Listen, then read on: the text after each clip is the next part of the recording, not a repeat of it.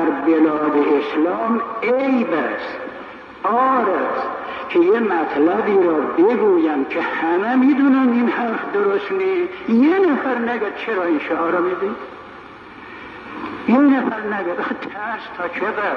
این که چیزی نیست که آدم بگوید. شما قبول ندارید که هست تو علمای بزرگ که ولایت قبول ندارن؟ خیلی هستن قبول ندارن. خب چرا بگیم اینطوری؟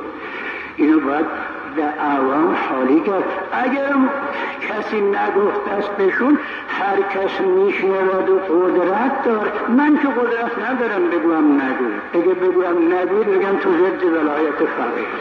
والله بالله من